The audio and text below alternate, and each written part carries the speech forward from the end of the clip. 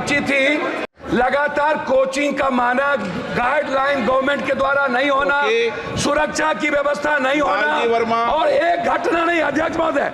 There is sadly a level of violations of basic norms when it comes to building codes, fire safety, flood safety, and so on.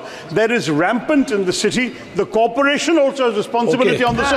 So wait, I have seen in the hands of a journalist a certificate of clearance issued on the 9th of July, sir, by the corporation, allowing these people to do what they're doing, saying they're in compliance. Now, this kind of thing will have to be corrected, sir. At the same time, drains have to be cleaned. They're choked and clogged. Sir, let me just finish. The most important issue, and I say this on behalf of the family also, is to prevent such future tragedies.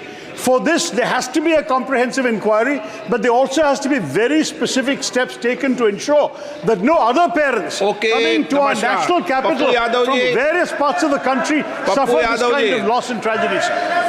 Sir, इनका केरल का विषय था, इन्होंने उठा दिया। पप्पू यादव जी, सवाल इस देश की बच्ची का है, या केरल या बिहार। तानिया हमारे बिहार की बच्ची थी।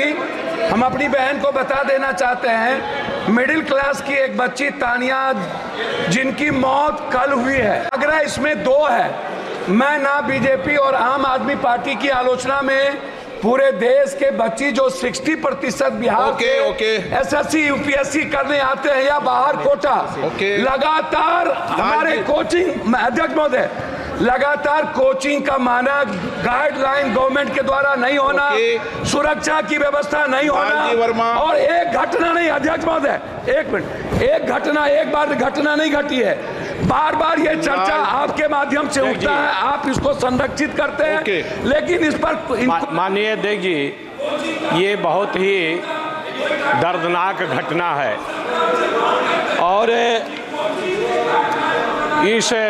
इस घटना में जिस तरह से पानी उसमें गया, बच्चे निकलने का प्रयास कर रहे हैं।